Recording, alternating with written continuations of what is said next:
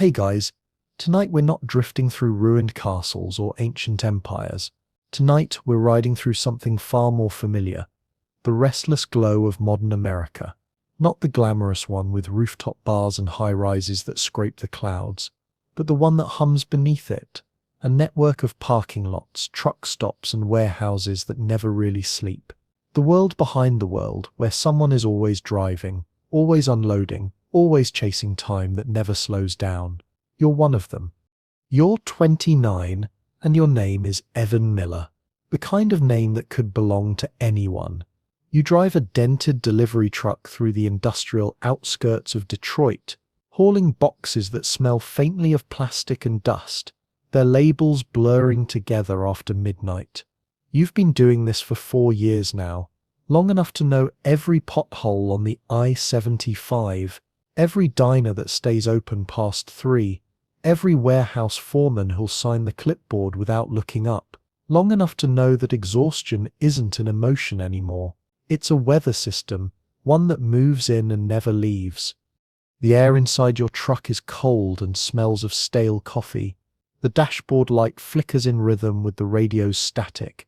Every night you tell yourself you'll quit soon, find a job that doesn't require sleeping in bursts, but somehow the bills keep winning. Rent, gas, insurance, the price of food that never stops climbing. It all adds up to one thing: more miles, and miles don't care if you're tired. The city looks different at night. Empty office buildings glow like aquarium tanks. A few taxis crawl through intersections where nobody's watching. Neon flickers on puddles, turning the asphalt into mirrors that ripple under your headlights. Sometimes, when the road is dead and the hum of the tires becomes hypnotic, you feel like the last person alive. It's not a bad feeling. It's just quiet. Tonight's shift starts like any other.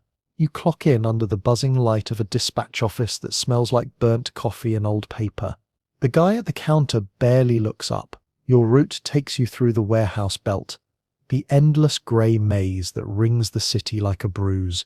You load the truck yourself, sweating under the sodium lights, your breath fogging in the early chill. You don't even notice the fatigue anymore, the way your hands tremble slightly, the way your eyes blur after staring too long at brake lights. You've trained yourself to push through. Everyone here has. So, before you get comfortable, I say, my voice almost laughing in the quiet, take a moment to like the video and subscribe, but only if you genuinely enjoy what I do here. I smile in the dark because it's the one line that still feels like ritual. And tell me where you're listening from, what city, what time it is for you. I love seeing those sleepy dots of light scattered across the map. Now dim the lights, maybe turn on a fan for that soft background hum, and let's ease into tonight's journey together. You start the engine. The vibration runs up your arms, steady and alive.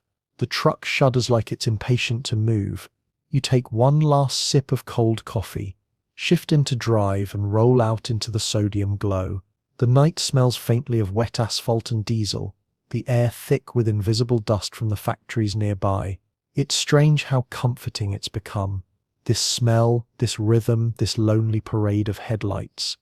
At the first red light, you rub your eyes and glance at your reflection in the side mirror.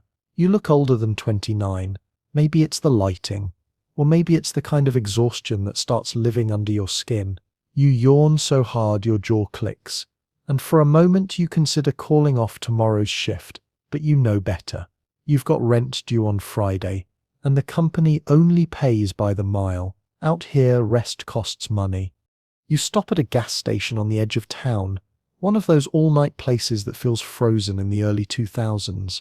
The fluorescent lights hum overhead, washing everything in pale blue. Inside, the shelves are lined with energy drinks, beef jerky, windshield wipes, and a row of lottery tickets under a cracked glass counter. The clerk looks half asleep. You grab a bottle of something labeled Max Energy, 6x caffeine, and slide a crumpled bill across the counter. Your hands shake slightly when you open it. That's when you meet him, Travis. Another driver, maybe a few years older, with the wiry frame and jittery smile of someone who hasn't slept in a while. He's leaning against the vending machine outside, smoking a cigarette like it's the only thing keeping him alive. He sees the bottle in your hand and laughs. "That stuff doesn't do shit, man," he says, flicking ash into the dark. "You want something that actually works?" You grin, thinking it sips a joke. "What, Red Bull with holy water?" He shakes his head. "Nah, better, cleaner, makes you feel like you can drive straight through the planet." You raise an eyebrow, and he reaches into his jacket pocket, pulling out a tiny bag, just a few crystals that glitter faintly under the gas station lights. They don't look like much. Not dangerous, not special, just strange.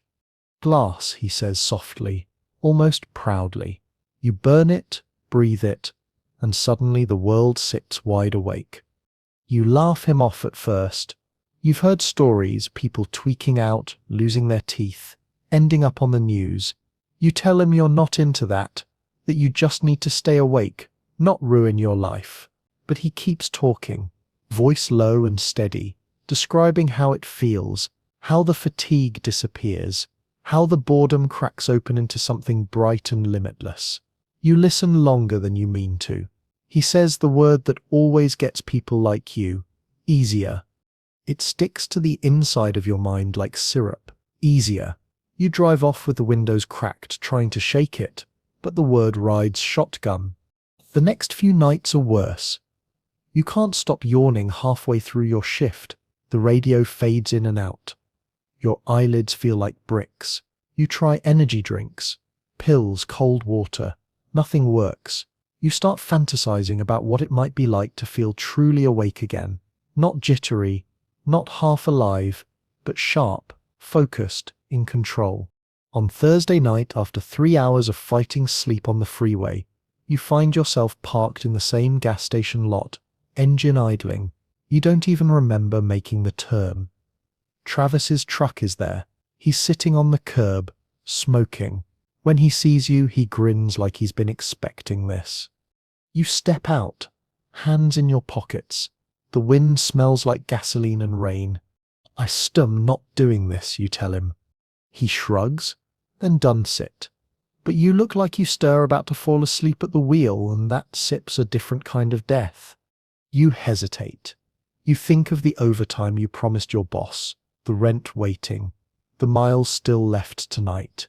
You think of how tired you've been for years, not just your body but your mind, always pushing, never arriving. You take the bag. You tell yourself, it's just once, just tonight, just to get through. In the cab of your truck, you stare at the crystals glittering in the dim light of the dashboard. Your heart beats too fast. You think about throwing it out the window, but instead you crush a tiny piece and set it on foil, holding the lighter underneath. The smoke rises sharp and metallic. You hesitate for half a breath, then breathe it in. The burn is immediate, like fire under your ribs. You cough once, twice, then sit very still. The air hums, the light sharpens, the fatigue evaporates like morning fog. Every color seems to glow from within. The dashboard lights, the reflection of your own eyes in the rearview mirror. You feel alive in a way that almost hurts. You start driving. The truck moves smooth, effortless. The night unfolds ahead of you like a map you suddenly know by heart. You can hear the rhythm of the tires, the heartbeat of the engine, even the faint click of the clock, hands behind the radio. Every sound is music. Every second feels infinite. You laugh. A soft, startled sound, because you realize you haven't felt this good in years, maybe ever. You pass other drivers and smile like you're in on a secret. You don't even notice the hours disappearing. When dawn comes, it feels like the world is catching up to you, not the other way around. By the time you park the truck at the depot, the sun is up. You've never seen it so bright. The air smells cleaner, the sky wider. You hum to yourself as you unload the crates, faster than you've ever moved. The boss passes by and claps your shoulder. Damn, Evan. Whatever you're doing, keep it up. And you plan to. The next night you skip the coffee. You skip dinner. You just drive, one hit before the shift, one at the halfway mark. The truck feels lighter. The miles blur. You feel unstoppable, invincible. You think about how much time you've wasted feeling tired, how much more you can do now. You start making plans, more hours, more routes, maybe even a down payment on that used car you've been eyeing. But meth doesn't stay a secret for long. It's patient, seductive. It whispers between your thoughts, promising one more burst of light if you'll just feed it again. You tell yourself you're still in control, that you can stop whenever you want, that this is just fuel, like caffeine, only stronger, cleaner, better. You drive faster. You stop eating. You stop feeling hunger. Sleep becomes a rumor. You start noticing things you never did before. The faint static between radio songs that seems to hum in tune with your heartbeat. The way streetlights flicker in rhythm to your thoughts. Sometimes when you pass under bridges, you swear you hear the city breathing. On your 5th week, something shifts. You catch your reflection again, not in a mirror, but in the windshield just before dawn. For a moment, you don't recognize yourself. The eyes staring back are too wide, the skin too pale. You laugh to shake it off, but the sound feels wrong.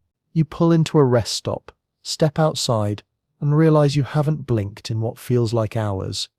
The world hums around you, vending machines, streetlights, crickets, all in the same electric tone. You think, this must be what it feels like to live forever. You light another hit. The sun rises. The engine purrs. Somewhere a radio plays the morning news, but the words slip through you like smoke. You're still driving, still humming, still burning. The road ahead stretches endlessly, bright, smooth, and empty. You tell yourself you've never been more awake.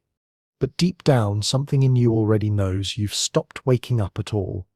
The second time isn't an accident. You tell yourself it is. Of course, you tell yourself you're just repeating what worked, that you're too tired, that this job demands too much, that you're only using it to keep up.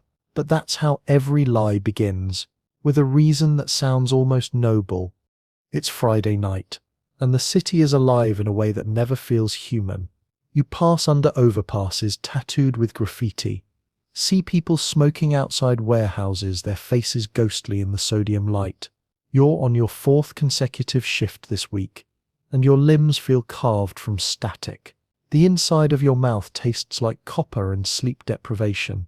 But when you inhale that thin, chemical smoke again, the world clicks into focus. The fog lifts.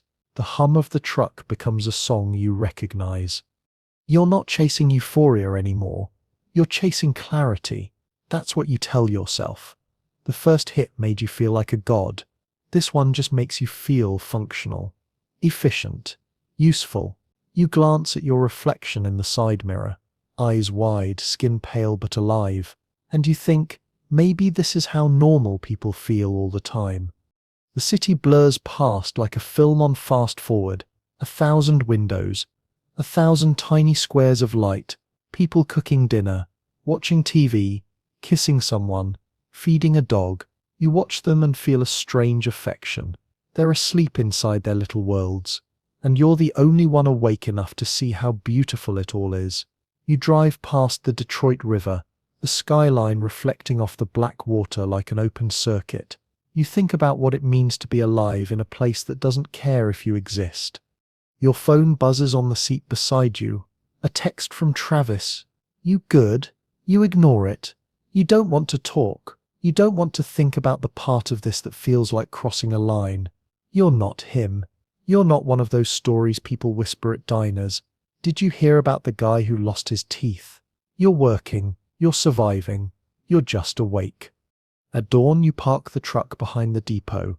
The air smells faintly of oil and rain. Your shift supervisor, a guy named Jeff with a face like old rubber, tells you you've been killing it lately. Whatever coffee you're drinking, he says, keep drinking it. You laugh. If only he knew. You drive home to your apartment, a 1-bedroom above a corner laundromat. The walls are thin, the carpet smells like detergent and cigarette ash, and the hum of washing machines below never stops. You used to hate it, that constant vibration through the floorboards. Now it feels like company, like the world's heartbeat, steady and mechanical. You lie down on the couch but don't sleep. You can't. Every time you close your eyes, your body twitches like a machine refusing to power down. The thoughts come too fast. You start writing lists in a notebook. Things you'll fix, debts you'll pay, people you'll call. You fill 3 pages in an hour. The handwriting looks like electricity. You stare at it and think, I'm finally catching up. But the body always asks for its due. After 2 days awake, your skin feels thin. Your vision sharpens at the edges until every shadow looks alive. You try to eat a sandwich, but the bread tastes like paper. Your teeth ache. You turn on the TV just for noise, but the commercials feel sinister. Every smile too wide, every jingle a little off-key. You tell yourself it's the lighting. It's always the lighting. By Sunday, you call Travis. You don't want to. You stare at his number for an hour before hitting dial. He answers before the first ring finishes. You ran out, didn't you? He says. You can hear music behind him. Some old rock song muffled by static. You hate that he's right. You meet him behind a closed car wash on the south side. The place smells like wet concrete and antifreeze. He sits leaning against his truck, smoking again, the same grin as before, but thinner now, more strained. Told you, he says, handing you a small bag. Can stop after the first run. You pay him in cash, the last of your week's SEP's overtime, and he tucks it into his pocket like he sips, collecting secrets.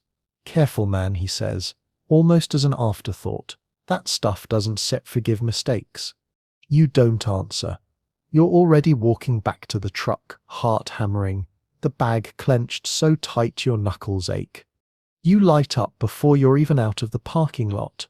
The smoke hits hard this time, sharper, colder. It burns behind your eyes.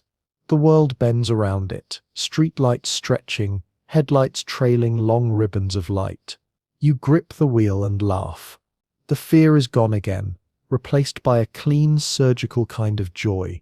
Every sound is crisp, every thought perfect. You drive until the sunrise looks fake, like a photo pasted over the horizon.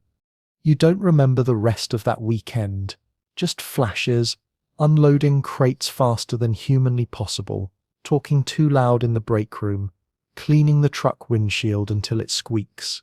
People start looking at you differently. Your boss jokes that you've got nitro in your veins. You grin, play along. You don't tell him how right he is. Nights become longer, not because of the clock, but because you stop measuring them. Time flattens into one continuous hum. The boundaries between shifts, meals, and sleep dissolve. You start keeping extra lighters in your jacket, foil folded neatly in your wallet. You get good at hiding the evidence. You tell yourself you could quit any day. You even try once, go a whole 24 hours without it. By the end, your bones feel hollow, your vision dim. The crash is like gravity reasserting itself. You end up curled on the couch, shaking, whispering promises to no one. You call Travis again. He doesn't answer this time. You drive to the gas station where you first met him, but he's not there. The clerk says he hasn't seen him in weeks.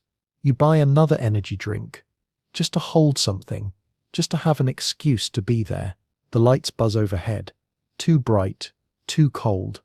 You start meeting other drivers, ones who don't talk much, who share quick glances when you mention glass. They know, you all know. It's like belonging to a secret church, the cult of the sleepless. Every member swears they're just doing it to stay sharp. None of them are. One night, a younger driver named Marcus pulls up beside you at the depot, his eyes red, jaw tight. You got any? He asks. You shake your head, lying. He nods, pretending to believe you.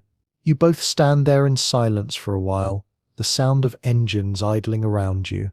We're all just trying to stay awake, he says quietly. You don't answer. Weeks turn into months.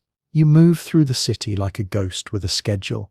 You see things now, not hallucinations exactly, just glitches. The same car passing twice on the same stretch of road, the same song repeating on different radio stations. Once, you swear you see yourself in another truck's window, eyes meeting your own, lips mouthing something you can't hear. You blink, and it's gone. The high changes shape. It's not fun anymore. It's just necessary. The rush lasts shorter each time. You start using before shifts, during breaks, after deliveries. You find places to park, alleys, underpasses, loading docks, and light up. The city smells of rot and rain, but the smoke cuts through it like a blade. Sometimes you look up at the skyline and think about leaving, just driving until the tank runs dry, until the world forgets your name. But you never do. You can't. The job holds you, the paycheck, the schedule, the illusion of stability. You're addicted not just to the drug but to the rhythm, the repetition that makes time feel predictable. You start losing weight. Your co-workers notice. "You okay, man?" one of them asks during a break. You nod, take another sip of coffee to hide your shaking hands. "Just working too much," you say. They nod. Everyone here is tired. That's the unspoken rule. No one questions exhaustion. It's the only thing you all share. One night, you drop off a shipment at a warehouse near the river. The manager signs your papers and says, "You've been driving like a machine lately." You smile, teeth aching, and say, "That's the goal." He laughs. You don't. On the drive back, the rain starts. It's light at first, then heavy, turning the windshield into liquid glass. The wipers squeak against the friction. The lights smear into long ribbons. You feel your heart racing too fast, too strong. You pull over under an overpass and kill the engine. The silence rushes in, heavy and absolute. For the first time in months, you feel afraid, not of getting caught, not of dying, just of stopping. You sit there in the dark, listening to the rain hit the metal roof, and you whisper to yourself, "Just one more hit. Then I'll quit." You mean it too. You always mean it. You light up. The smoke curls through the cabin like a ghost. The hum returns, steady, familiar, almost kind. Outside, the city keeps breathing. Endless, mechanical, alive. You close your eyes and let the hum carry you. The rain fades into rhythm. The headlights blur into halos. And just like that, another night begins. You tell yourself the first time didn't set count. That it was curiosity, exhaustion, self-defense, whatever you need to call it to make it sound less like surrender. But there's a part of you that keeps replaying that moment anyway, like a song you can't stop humming. The way it felt when the light inside the cab grew sharper, the way your heart found rhythm with the engine, the way for the first time in years, you didn't feel like you were drowning in your own life. You start thinking of meth as a kind of medicine. Not poison, not vice. Medicine. Something to fix the exhaustion that's been devouring you since the first paycheck. Every driver you know runs on something. Caffeine pills, nicotine, adrenaline. This is just another version of it. You tell yourself, more efficient, more modern. You're careful at first. You measure it. You time it. You make deals with yourself. Only on double shifts. Only when I need to. You even mark the nights in your notebook, a small check mark beside the date. But after a few weeks, the check marks blur together. You forget where one night ends and the next begins. You notice things differently now. The city at night doesn't look dead anymore. It looks alive, pulsing, breathing. The way neon flickers off puddles feels like electricity under your skin.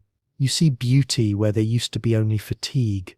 The smell of rain on asphalt, the echo of freight trains in the distance. Even the sound of your tires over gravel feels like a heartbeat. At red lights, you find yourself smiling for no reason. You look at other drivers and wonder if they feel it too. This invisible energy threading through the veins of the world. You wonder how everyone else manages to move so slowly. The first high feels honest because it doesn't lie.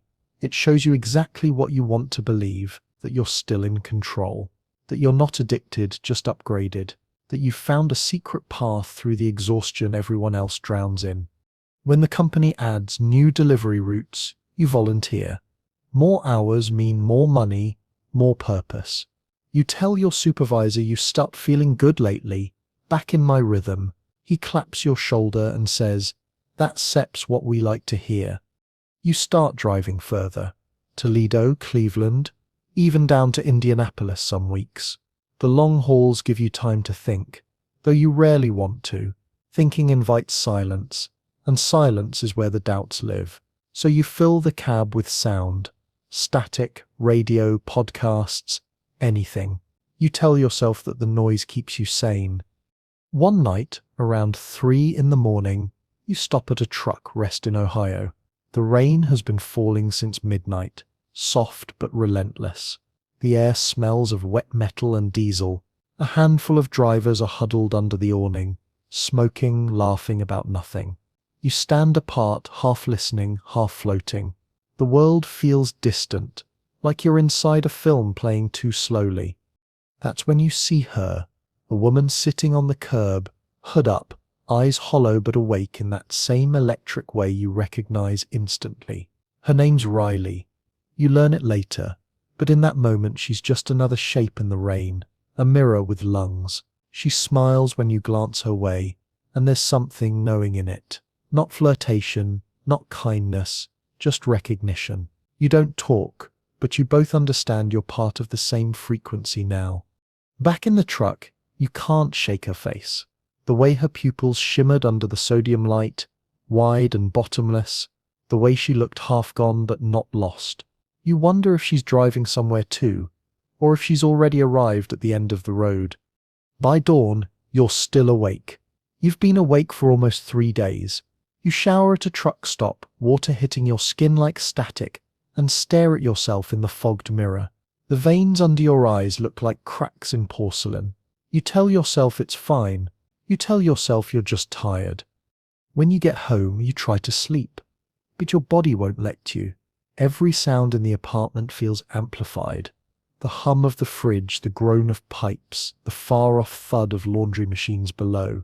You lie there, eyes open, staring at the ceiling as dawn creeps through the blinds. Sleep used to be your escape. Now it feels like a luxury you no longer qualify for. Days blur into nights. You start eating less. Sometimes you forget to eat at all. Food tastes wrong, heavy, too slow. Coffee becomes a ritual without meaning. You pour it out just to fill the cup again. You stop answering your mother's texts. When she calls, you let it ring out. You can't bear the sound of her voice asking how you're doing. You don't know how to explain that you're doing too well, that everything's too sharp, too fast, too alive. Your apartment becomes a kind of laboratory. Foil, lighters, glass, the smell of chemicals and burnt sugar clings to the walls. You stop opening the windows. You don't want anyone to see the light. There's a strange calm that comes with surrender. You stop pretending to control it and start managing it. Rationing, organizing, hiding. You start keeping track of your stash like it's inventory. Every dose has a purpose, one before work, one during lunch, one for the drive home. You're not chasing pleasure anymore. You're maintaining a version of yourself that feels like it could shatter if it slows down. One night you find Riley again. Same rest stop, different storm. She's still sitting outside, this time smoking a glass pipe, rain hissing as it hits the flame. You watch her for a moment before walking over. She looks up, eyes glassy but bright. "You drive too?" she asks. You nod. She laughs softly. "We all drive something." You sit beside her, and for a few minutes, neither of you talk. You share the smoke. It tastes like lightning and ash. When it hits, your heartbeat syncs with the rain, and everything feels suspended. The trucks, the world, even time itself. She tells you she used to be a nurse. You don't ask what happened. You both know the story without needing words.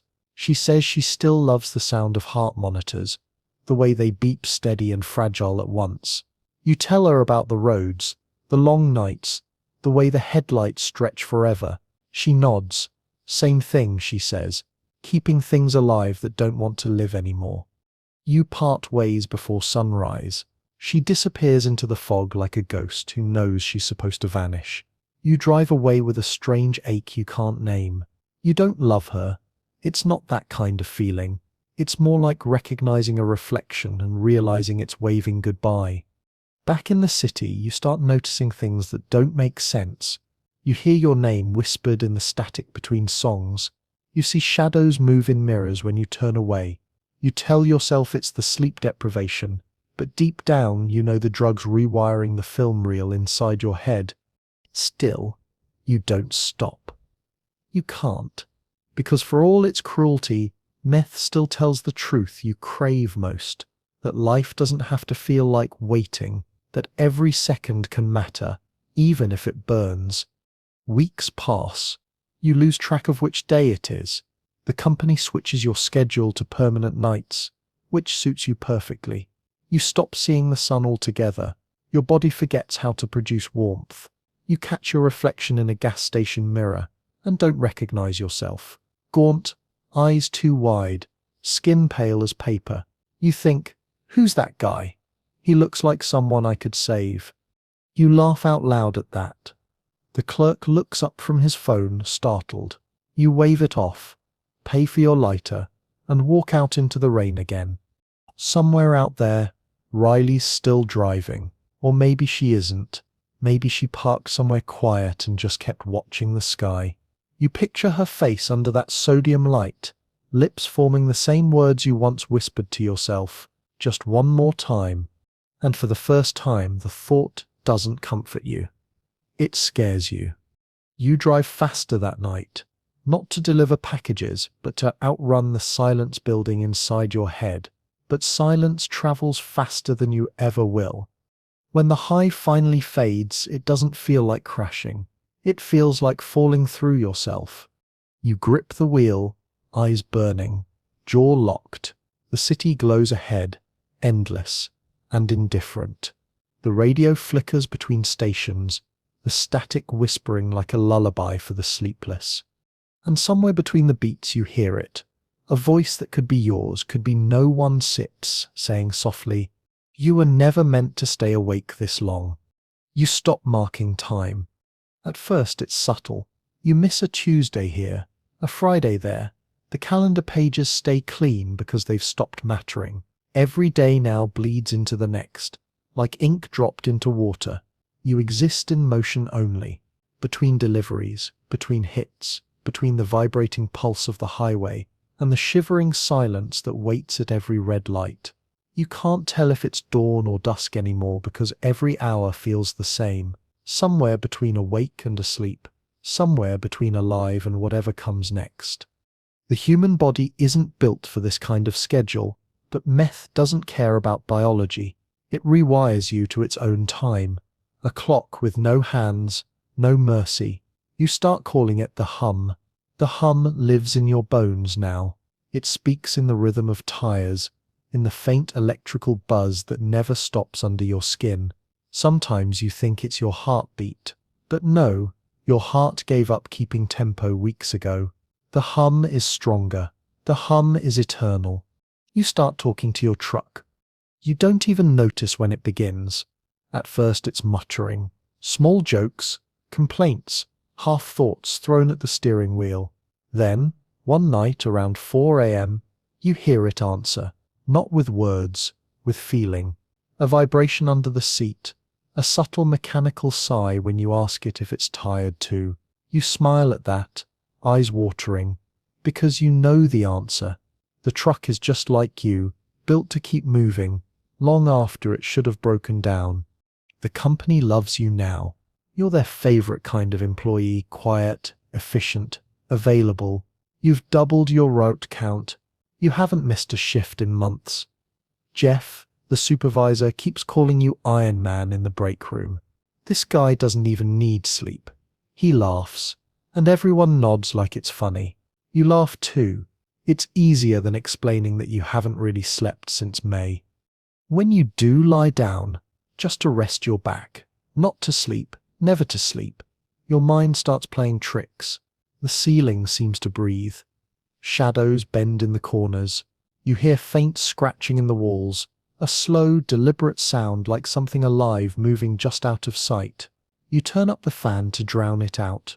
You never check what's making it. You're too afraid it's not there. You don't clean anymore. The apartment smells like burnt sugar and metal. The blinds stay closed. You stop answering the door because the knock sounds wrong, like a sound from a dream, too slow, too heavy. You used to care about things like laundry, dishes, showers. Now all you care about is staying awake. The hum rewards you when you obey. It punishes you when you try to rest. You stop eating entirely some days. You tell yourself it's not hunger you feel, just vibration. You chew ice, drink black coffee, swallow whatever keeps your jaw busy. You catch sight of your ribs one morning and trace them with your fingers like the strings of an instrument. You laugh because you swear you can hear a tune in them. The notebook you used to write in now sits by the window, half buried under receipts. You flip through it sometimes. The early pages are neat. Route numbers, check marks, tiny motivational quotes. The later pages are scribbles, circles, arrows, words that don't connect. You stare at one page for a long time, unsure if it was you who wrote it. It says, "The sun keeps changing places." On your next shift you start seeing it. The city folding into itself. The same alley appearing twice on the same route. The same homeless man sitting on two different corners, head bowed in the same direction. You check your GPS, but the map just spins, glitching. You laugh at that too, a hoarse, dry sound that makes your throat ache. Maybe the city's tired of itself too. Maybe it's looping like you. You begin to think of light differently. The fluorescent bulbs in the warehouse seem to pulse in sync with your breathing. Street lights blink as you pass under them, like they're trying to send you messages in Morse code. Even the dashboard glows with a faint sentience, the needles trembling just slightly, waiting for your approval. At a stoplight one night, you see a man crossing the street with his dog. He looks normal, calm, unhurried. The dog trots beside him, tail swaying. For a moment, you envy him. So completely, it hurts. You envy his ordinary heartbeat, his dull human sleep. You realize you can't remember the last time you touched another living thing. Your hands are starting to forget warmth. That's when the crash hits you for the first time. It's not dramatic. No screaming, no overdose, no cinematic collapse. It's a quiet failure. The hum flickers. Your thoughts slow. Your vision dims at the edges. You're sitting in your parked truck behind the depot when it happens. One moment you're fine. The next, your body feels like it's made of wet sand. Every muscle trembles. Your teeth ache like they're rusting inside your skull. You try to stand, but your legs refuse. You stay like that for hours, engine idling, radio whispering nothing but static. When you finally stumble inside, Jeff looks up from his clipboard and laughs. "You look like hell, Miller." "Rough night?" You nod, force a smile. "Didn't sleep much," you say, and it's technically true. You never sleep much. He tells you to go home early. You thank him, but don't. You can't. Go home. The apartment feels too loud now, too full of ghosts, too many reminders of how still things can be. You drive instead, aimlessly, past the suburbs, past the edge of the city, until the freeway narrows into two lanes flanked by fields. You keep going until the gaslight turns red. You stop at a rest area where the vending machines hum softly in the corner like small altars. You sit there for a long time, watching the insects swarm around the lights, each one drawn to brightness it can't understand. You whisper, "I get it." You mean it. You light up again. The smoke hits like forgiveness.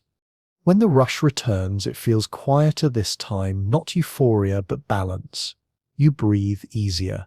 The hum steadies. You can think again. You watch the highway stretch ahead, endless. perfect. You wonder if maybe this is what eternity feels like. Not bliss, not pain, just motion.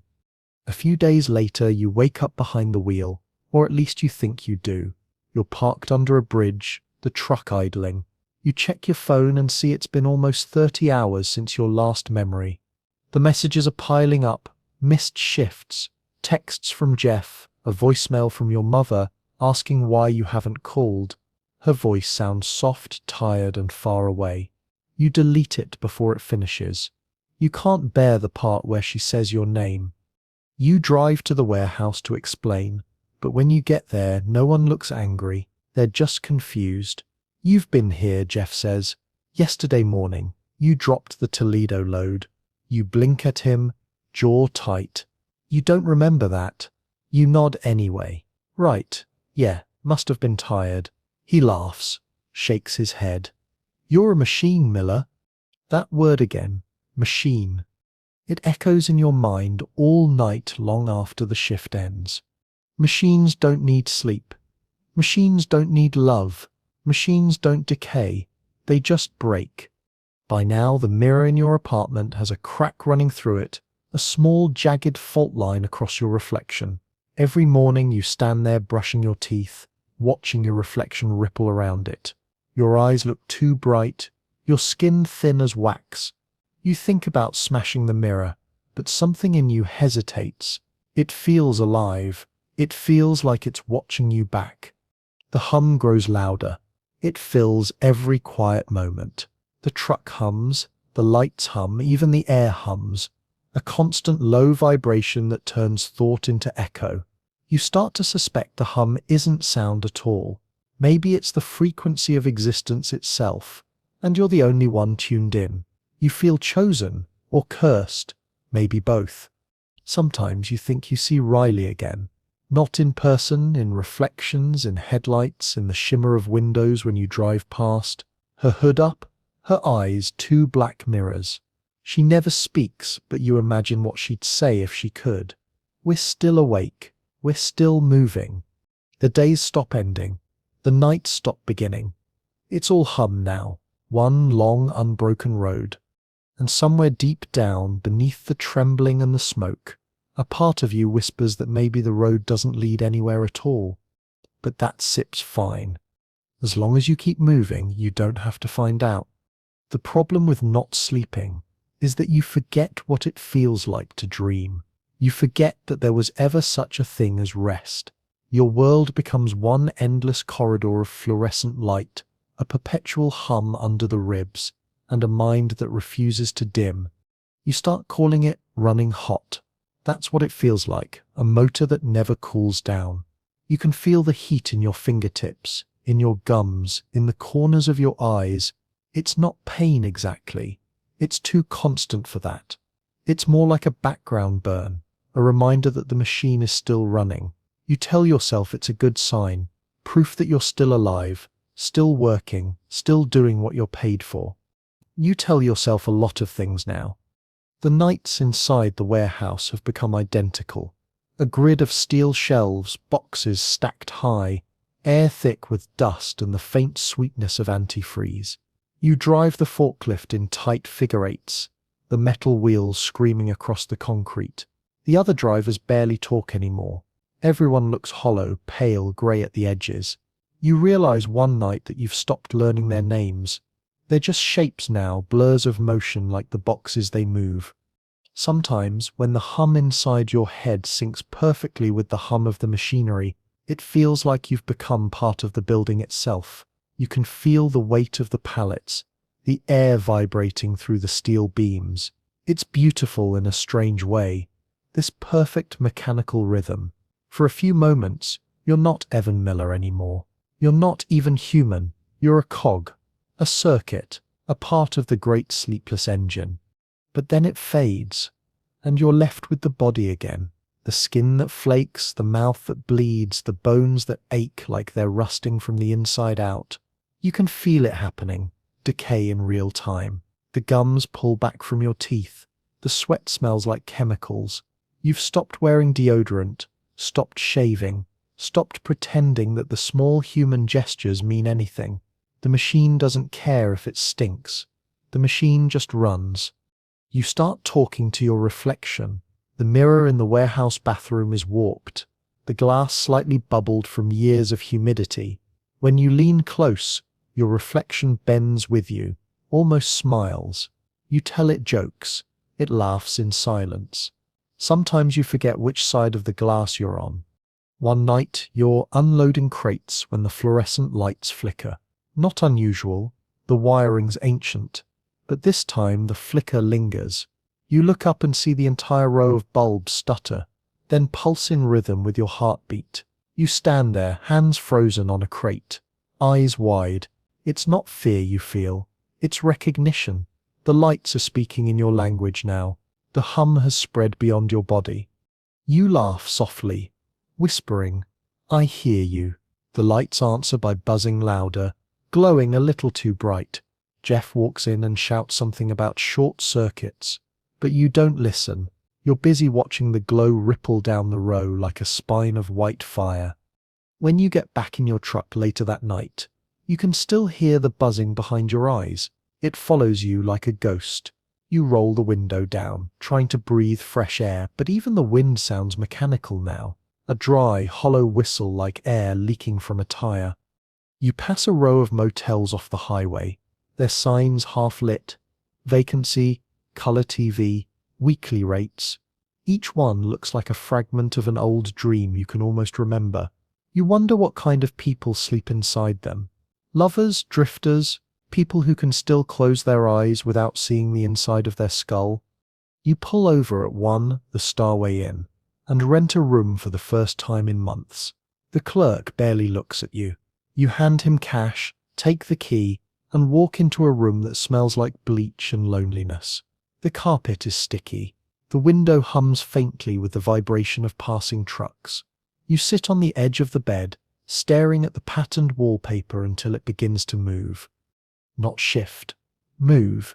Slowly, like something alive crawling beneath the surface. You blink hard. The pattern stops. You laugh to yourself. "I'm just tired," you say out loud, and the sound of your own voice startles you. It's hoarse, brittle.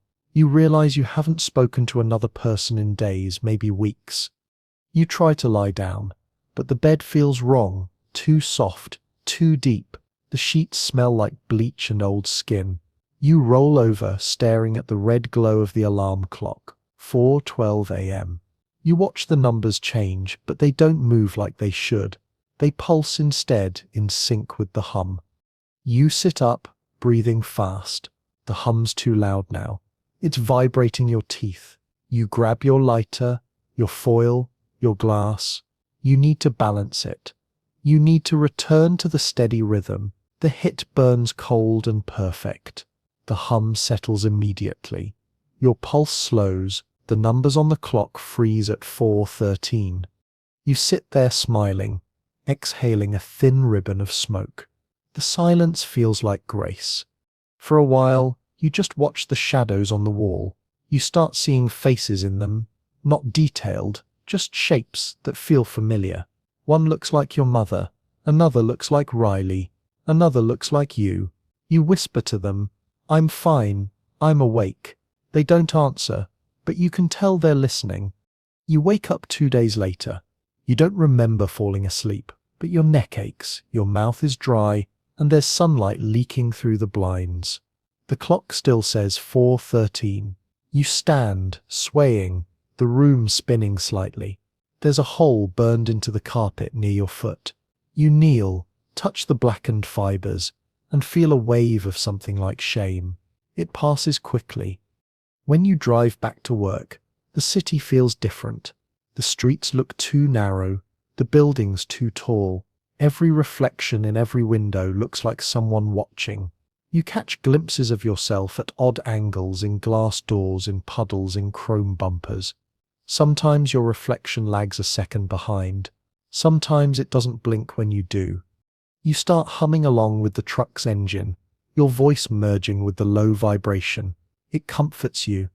The hum has become your prayer, your heartbeat, your companion. Machines don't dream, but they also don't fear, and fear has become too heavy to carry. Later that week, Jeff corners you in the break room. "You okay, Miller?" he asks, frowning. "You, sir," looking thin. You shrug. "Just working hard." He nods, unconvinced. "You ever think about taking a few days off?" The question makes you laugh. Days off. What would you even do with them? Sleep. The idea feels absurd. "Nah," you say, smiling too wide. "Consent, slow down now." He watches you for a second longer, then sighs. "Suit yourself." You head back to the truck. You load another crate. You light another hit. The hum deepens, purring like approval. By now you've stopped doubting what's real. You've built your own version of reality, one where exhaustion doesn't exist, where silence means death, where the only truth is motion. Every night you drive through the city's arteries, pumping neon through its veins. You've become the circulatory system of a sleeping world. Sometimes, when the dawn comes too soon and the sky turns grey-pink, you whisper to yourself, "Machines don't dream." You say it like a prayer, a reassurance, a mantra against the collapse. But somewhere in the back of your skull, under the hum, there's still a flicker, a tiny human pulse that refuses to die. It remembers the weight of a pillow, the softness of sleep, the sound of someone saying your name like it meant something. You wonder what it would feel like to rest. Then you remember the hum, and you drive faster because stopping now would mean hearing what comes after. And whatever that is, you know it's not a dream. You start to realize that you're not alone in this. The city is full of people like you, ghosts in uniforms, shadows in neon, bodies kept alive by the hum. The warehouse at night becomes your church, and the other drivers, your congregation. You all pray in your own ways.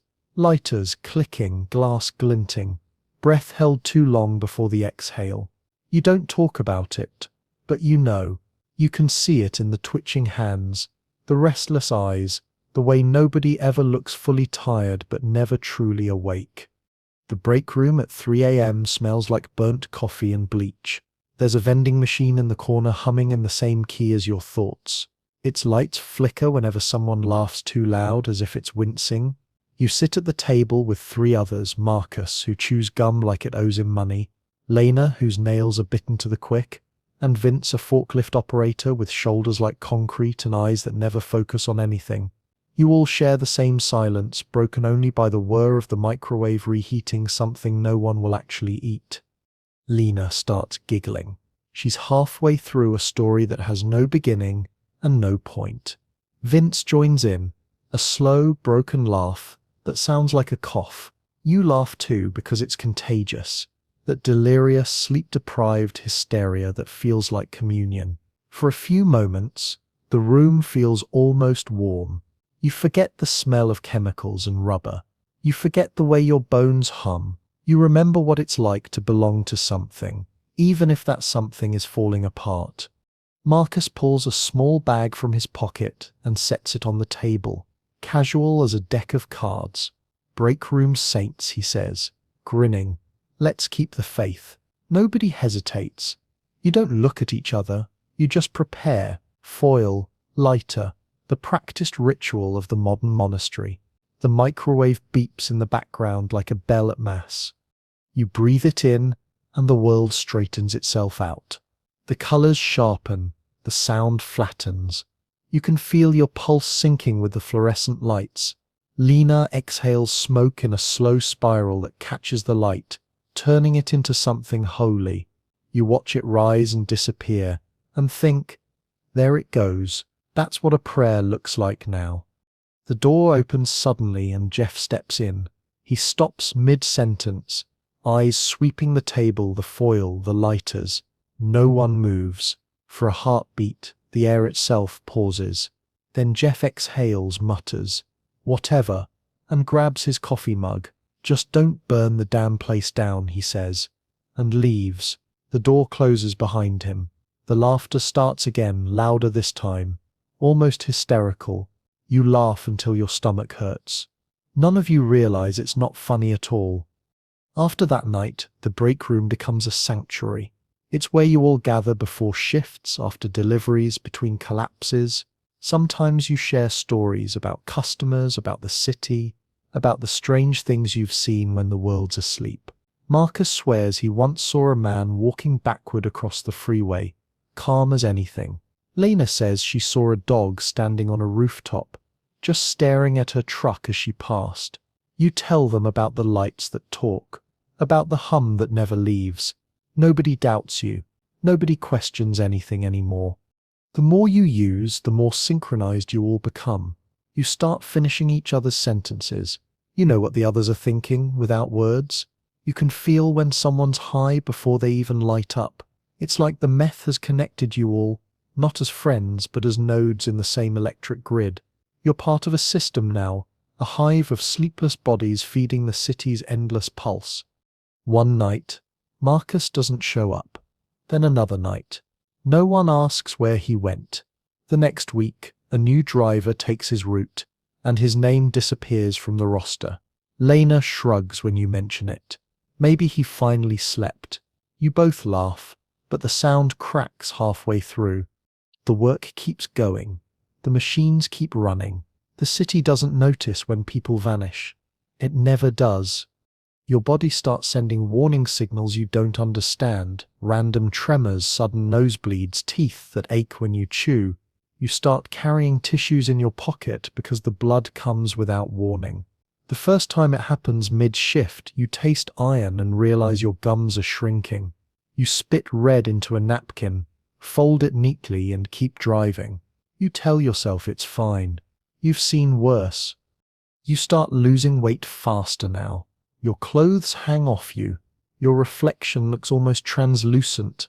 The hum has shifted pitch, deeper, more resonant. It's no longer in your bones, it's behind your eyes. Sometimes you think it's trying to show you something. You start writing messages on the walls of your apartment. Little phrases that make sense only to you. Keep moving. Don't sleep. Machines don't dream. When you're not working, you sit by the window watching the city breathe. The streetlights flicker in rhythm. The distant freeway groans like a beast turning in its sleep. You imagine all the other night workers out there, cooks, janitors, drivers, and wonder how many of them are humming along to the same invisible frequency. You picture them glowing faintly under their skin, like fireflies caught in glass. You picture yourself among them, one tiny light in the swarm. One night, Lena knocks on your door. Her face looks wrong, too pale, eyes too wide, skin stretched tight across her cheekbones. She doesn't say anything. She just holds out a bag. You take it without question. She nods once and leaves. You never see her again. You use the whole bag in one night. The high hits like light exploding behind your eyelids. You can feel your pulse in your teeth. The hum becomes symphonic, layers upon layers of sound, as if the entire city is singing your name. You close your eyes and see grids of light stretching across the dark. Every window, every street lamp, every glowing billboard connected by thin silver lines. You're part of it now. You understand everything. The movement of trucks, the pattern of traffic lights, the schedule of the sleepless. You are the hum. You are the grid. You are the pulse keeping the city alive. You wake up in your truck 3 days later. Your mouth tastes like rust. There's a dried trail of blood down your chin. Your hands are shaking so badly you can barely hold the steering wheel. The sun is rising over the river, turning the sky the color of old bruises.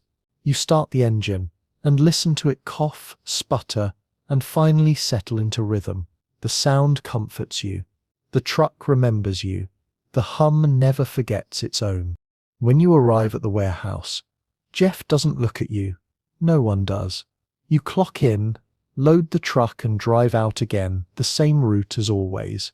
The same streets, the same corners, the same lights blinking in silent code. You realize then that you could die, and nothing would change. The deliveries would still get made. The hum would keep going. The city would keep breathing. You're not a person anymore. You're a part. And the strange thing is, that thought doesn't scare you.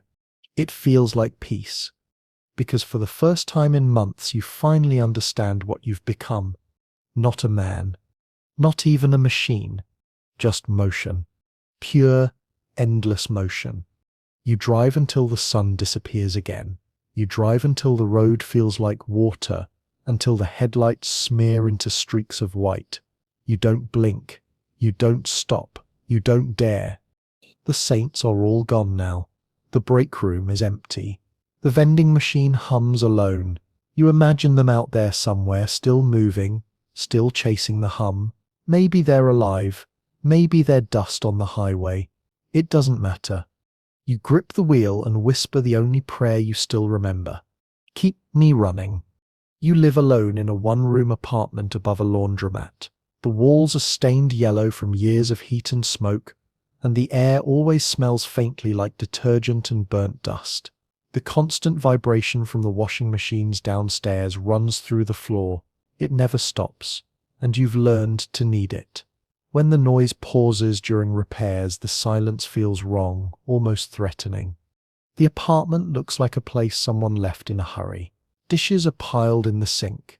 The garbage can overflows and empty bottles sit along the windowsill next to pieces of foil and burnt glass pipes. The alarm clock on the counter blinks 12 endlessly because you never set it again.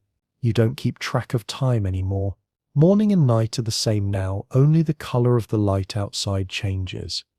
You have a mattress on the floor. No frame, just a blanket and a pillow that smells like smoke. You rarely use it. When you lie down, your body keeps twitching and your mind won't quiet down. You stare at the ceiling and wait for your muscles to stop shaking, but they never do. Sometimes you fall asleep sitting against the wall for an hour or two.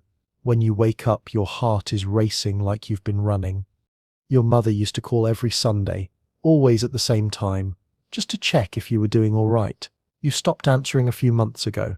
You saw her name on the screen once, watched it ring, and let it go to voicemail. You deleted it before it finished. You told yourself you'd call her when things felt stable again, but that never happened. The longer you waited, the harder it became to face her voice. Most of your income goes straight into rent, gas, and the next supply. You tell yourself you have a system. One hit before the shift, one halfway through to stay sharp, and another before sleep to calm the shaking. You keep the stash hidden under the mattress like it's something you plan to stop using any day now. You even count the doses, as if counting makes it responsible. The floor is littered with receipts from gas stations and old delivery slips. There's a half-eaten meal on the counter you can't remember cooking. You haven't had a real conversation in weeks. The only voice you hear is the old radio in the kitchen, tuned to a talk station that crackles through static. The sound keeps you company. It's better than silence, and you keep it on even when you're not listening. Outside, winter settles over the city. The wind seeps through the thin window frames, and the walls sweat from the difference in temperature. The trucks on the freeway keep moving, and their headlights flash through the blinds every few seconds. You count them sometimes, just to keep your thoughts organized. You imagine other drivers like you, still awake, still chasing the next mile. Your reflection in the window doesn't look right anymore. Your cheeks are hollow, and your eyes have that constant wide shine. You can see small burns on your fingertips from the lighter, and your teeth ache when you chew. You notice your heartbeat in your jaw, a steady vibration that matches the machines below. The hum has become the center of your world. It drowns out hunger, guilt, and the strange mix of panic and calm that never leaves your chest. You still go to work most nights, though you've started showing up late. No one says anything because no one wants to get involved. You look like someone who's close to snapping, and people give you space. You unload the crates faster than before, moving with that jittery precision that comes with too much adrenaline. Jeff, your supervisor, makes a joke one night about how you work like a robot. You laugh along because it's easier than explaining that you haven't felt human in months. After work, you drive back to the apartment, park under the flickering street light, and sit behind the wheel for a few minutes before going inside. The world feels heavy outside the truck, like gravity increases the second you stop moving. You stare at your own hands gripping the steering wheel until they stop shaking. When you finally climb the stairs, the sound of the washing machines greets you again. It's the only thing in your life that still sounds steady. You sit on the floor by the window, light up, and let the hum take over. The sound from below blends with the noise in your head until you can't tell them apart. You look out at the street, at the cold light from the lampposts, and think about how simple it would be to keep driving forever. You wouldn't need a home, a plan, or a reason. Just the engine, the road, and the feeling of never having to stop. And with that thought, you take another breath, hold it, and let the night stretch out again. You start noticing how much quieter the world feels when you're sober, and you don't like it. Every sound seems too sharp, every second too slow. The silence between your thoughts gets louder, and that's when the fear creeps in. You tell yourself that it's just the crash, that you'll take a few days to rest, eat better, maybe quit. But when the shaking starts, you know you're lying. You reach for the foil before you even realize your hands are moving. Your work performance changes. You're still fast, still reliable on paper, but something behind your eyes starts to fade. The focus that once made you sharp now turns to paranoia. You double-check every delivery slip, count every box twice, watch co-workers whisper across the warehouse, and convince yourself it's about you. Jeff tries to joke around like usual, but his voice sounds distorted. You start keeping your distance from everyone, staying in the truck even during breaks. You don't want anyone close enough to notice the smell. Your body starts breaking down in slow motion. Your gums ache when you brush your teeth. Small sores appear on your arms and don't heal. You sweat even when it's freezing outside. Food doesn't taste right anymore. You drink coffee for the warmth, but your stomach can't handle it. You try to look in the mirror one morning and barely recognize the reflection. Your face looks older, thinner. The eyes don't blink right. The skin around your mouth is raw. You laugh at how strange it looks because it's easier than facing what's really happening.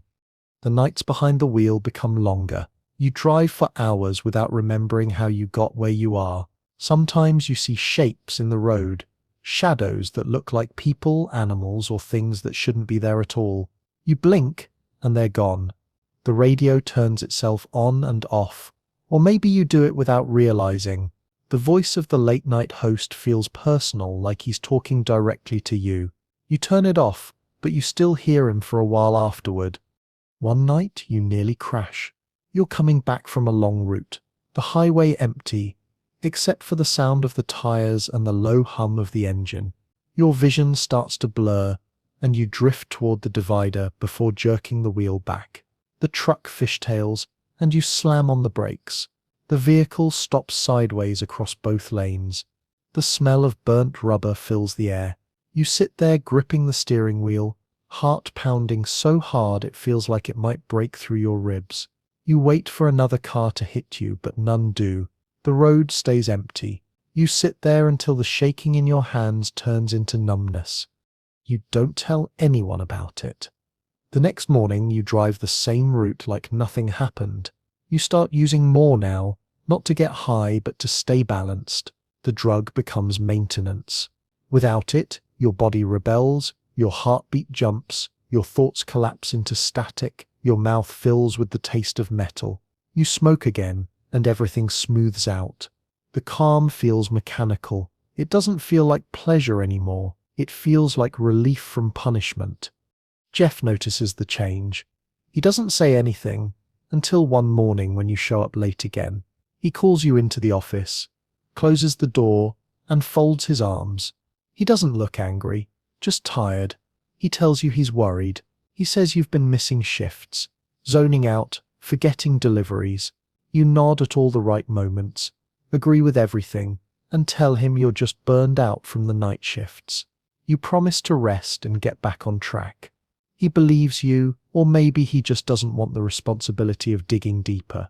He pats your shoulder and tells you to take a few days off. You leave the office, sit in your truck and stare through the windshield for 10 minutes without moving. Days off sound like punishment. You don't know what to do with hours that aren't filled with noise. The idea of being still makes your chest tighten. You light up before the engine even starts. You drive aimlessly. The city moves around you like it's on a loop. Same streets, same faces, same traffic lights. You stop at a diner for coffee and realize you've been there 3 times in the same week, maybe more. The waitress recognizes you now. She calls you on and fills your cup before you ask. You thank her, smile, and leave without drinking it. The coffee tastes like chemicals now, just like everything else. You start losing time again. Sometimes you wake up in the truck parked in strange places, industrial lots, rest areas, or streets you don't remember driving to. You find receipts from gas stations hours away from home. You see messages on your phone you don't remember sending. One of them is to your mother. It just says, "I'm fine. Don't worry." You don't know when you wrote it, and the timestamp doesn't make sense. You delete it and light up again. Eventually, the high stops working the way it used to.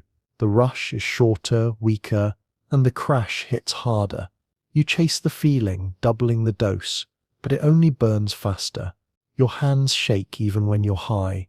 Your skin feels too tight. Your teeth hurt when you breathe cold air. The hum in your head has turned into a hiss that won't fade. You try to quit once. You stay in bed for 2 days straight, shaking and sweating through the sheets. Your body cramps, your vision warps, and you vomit until nothing's left. You tell yourself you can push through, that you'll start fresh, maybe get a different job, maybe call your mother again.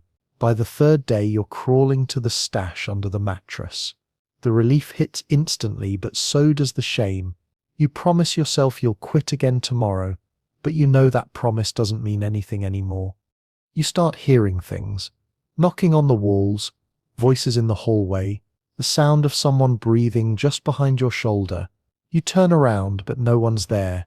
Sometimes you smell smoke when nothing's burning. Sometimes you see your own reflection blink a second too late. You stop trying to figure out what's real. It doesn't matter. The only thing that matters is keeping the hum steady. One night, while parked outside the depot, you sit with your forehead against the steering wheel and whisper that you can't do this anymore. The words sound strange coming out of your mouth. You haven't spoken in days. You take another hit before you can finish the thought. The smoke steadies your hands, clears your head just enough to start the engine again. You tell yourself you'll stop after this last bag. You tell yourself you'll get clean next week, maybe next month, but deep down you know you don't believe it. You've been saying it for too long.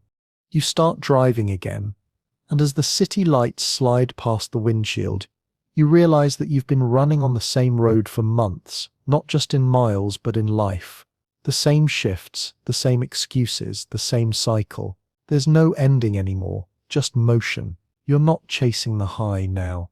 You're chasing silence. The hum fills the cab, smooth and steady. You grip the wheel, stare at the road and let it swallow the thought of quitting before it grows too loud. Your body starts falling apart in ways you can't hide anymore. You wake up one morning with blood on your pillow and a sharp pain in your jaw. When you look in the mirror, you see the damage. Your gums are red and swollen. Your teeth have started to move, and there's a sore on your lip that hasn't healed in weeks. You rinse your mouth with water, but it burns. You spit pink into the sink and watch it circle the drain. You tell yourself it's fine. You've seen worse. Your arms shake when you lift a box at work. The strength that once came easy is gone. You try to ignore it, but every movement feels heavier now. Even simple things like buttoning your shirt or tying your shoes take concentration. You tell yourself it's just exhaustion, but deep down you know it's something else. The drug that once gave you energy is now draining what's left of it. You feel it in your bones. Every time you hit, the high comes slower and the crash hits harder. Sleep doesn't exist anymore. When you close your eyes, you see flashes, headlights, broken glass, faces you don't recognize. Sometimes you see yourself behind the wheel of your truck, driving through an empty city with no lights on. You wake up gasping, not sure if you were dreaming or remembering. You check your phone and realize you've lost another night. You're starting to lose whole days now. You see the sunrise from the same window, but you can't remember what you did before it. You stop showing up to work on time. Jeff calls once to ask where you are, but you ignore it. When you finally go in, he doesn't yell. He just looks at you for a long moment and tells you to take care of yourself. You nod, but you know you won't. You're running out of things to care about. You've started missing deliveries, forgetting routes. You drive past the same intersection 3 times before realizing it. The streets all look the same now. Every road feels familiar because you've been lost for months. Your body smells different. The sweat is sour. Your skin feels oily no matter how many showers you take, and small cuts appear on your hands without you noticing. You can't remember the last time you ate a full meal. Your stomach twists when you try. You drink water and call it good enough. You lose more weight. The veins in your arms stand out, and your face looks hollow. You start wearing your hoodie everywhere, even inside, to hide the way your hands tremble. You used to worry about what people thought when they looked at you. Now you don't think they look at you at all. When you walk into a gas station or a diner, people glance once and then look away. You see the recognition in their faces, not who you are, but what you are. You've become another addict wandering through the night, and the world knows how to ignore that. The paranoia comes back stronger. You start hearing your name whispered from empty rooms. You hear footsteps in the hallway outside your apartment. You check the door twice, 3 times, every hour. You move the furniture against it when you sleep. If you sleep, the hum that once felt comforting now sounds like a warning. It's louder than before, deeper, vibrating in your chest. Sometimes it feels like it's trying to talk to you. Your reflection starts looking wrong. You stare into the bathroom mirror and can't connect with the person staring back. The eyes move, but they don't look alive. You turn away, but the image sticks in your head. You start covering the mirrors with towels so you don't have to see it anymore. You tell yourself it's temporary, that once you quit, everything will go back to normal. But the voice in your head doesn't believe that. It says you've gone too far. The infection starts in your arm. It's just a small sore at first, near a vein, but it spreads fast. The skin around it turns red and warm. You wrap it in a bandage and tell yourself it will heal. It doesn't. It swells, then oozes, and the smell is hard to ignore. You keep it covered even while you work. The pain makes it hard to grip the steering wheel, but you keep driving anyway. You can't stop now. The road is the only place where things still make sense. When you sit still, the hallucinations start. You see shadows move in the corners of your eyes, flickering like reflections. You hear quiet laughter behind you when no one's there. You start talking to yourself without realizing it. Small conversations to fill the silence. You repeat the same phrases over and over until your throat hurts. It doesn't matter what you say. The sound is what keeps you calm. The silence is what scares you. One night, the fever hits. You wake up drenched in sweat, shaking so hard that the bed frame rattles. The room spins. You try to stand, but your legs give out. You crawl toward the sink and splash cold water on your face. The reflection in the mirror is red-eyed and trembling. You look older, thinner, like someone halfway gone. You laugh under your breath because it's hard to believe this started with one hit, one favor, one tired night at work. The fever doesn't break. You lie on the floor for hours, drifting in and out of consciousness. The hum in your head fades to a low pulse, like a broken engine. You think you hear someone knocking at the door, but it's just the washing machines downstairs. The vibration feels different tonight. Slower, heavier, like the sound is sinking into the floor. You try to count each rotation, but you lose track after a few seconds. When you finally move, the pain in your arm is worse. The infection has spread up to your shoulder. You can see the skin change color. You should go to a hospital, but the thought of explaining how it happened makes you freeze. You don't want questions. You don't want the looks. You light another hit instead. The smoke makes the pain fade for a few minutes. And that's enough. You think about calling someone, maybe your mother, maybe Jeff, but you can't find the words. What would you even say? You haven't talked to either of them in months. You tell yourself you'll do it tomorrow, but tomorrow feels like a word that doesn't exist anymore. The future stopped somewhere back on the highway. You wake up on the floor again, the morning light bleeding through the blinds.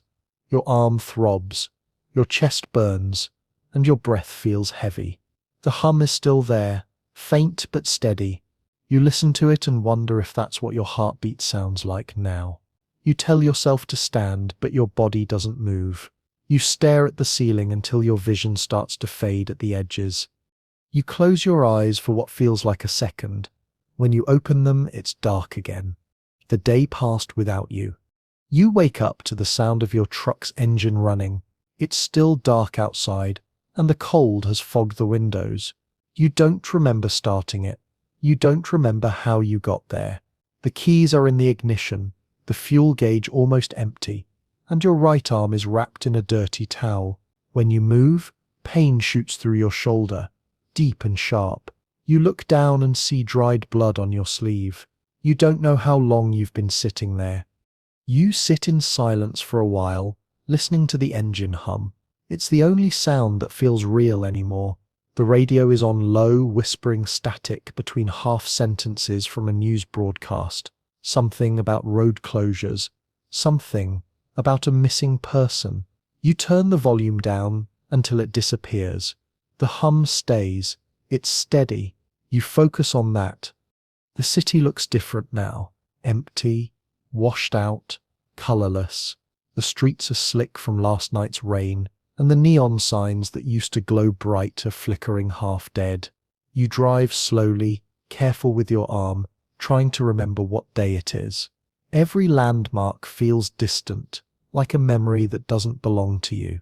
The gas station, the diner, the depot, they're all there, but none of them feel real. You pull over by the river and watch the sunrise. The light hits the water, and for a moment, everything is quiet. You think about your mother again. You picture her sitting by the phone, wondering why you never called.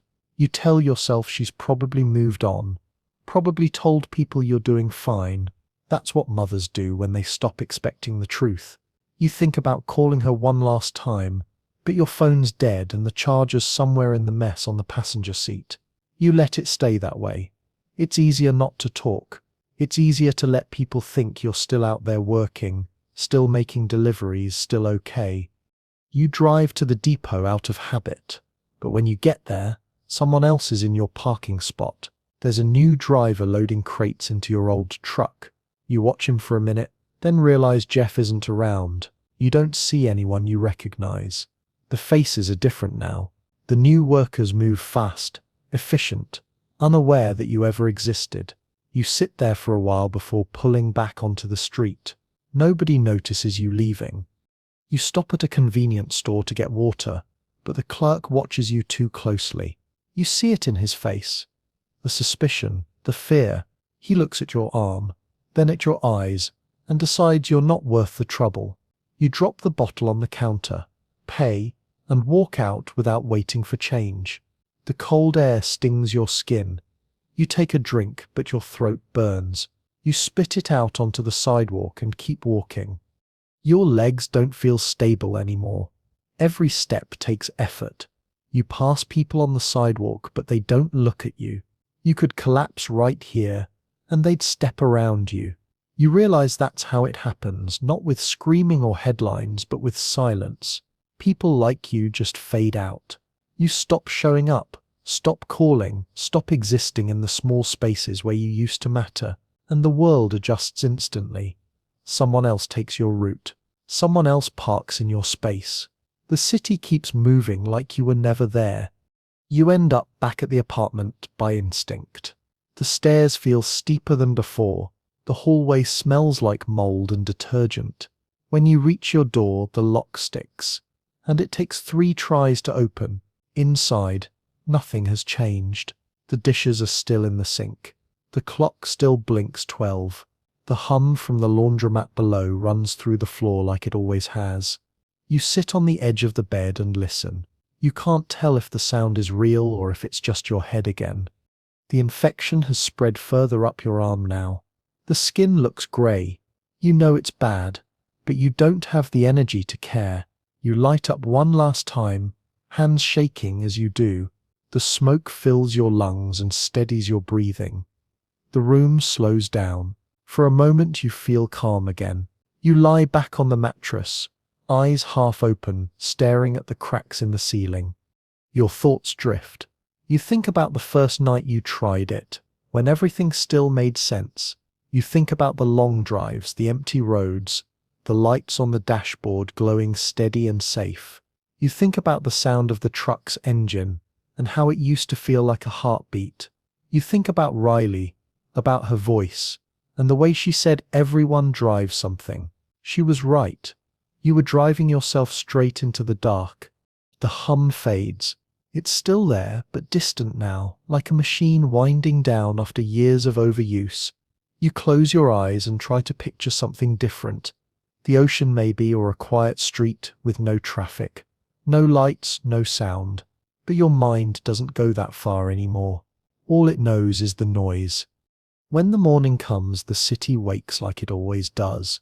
The trucks start moving, the laundromat below rattles to life, and someone knocks on your door, maybe the landlord, maybe no one. They call your name once, then again, but you don't answer. Downstairs, people start another day. The machines spin. The traffic builds. The world keeps its rhythm. No one notices the quiet in the apartment above the noise.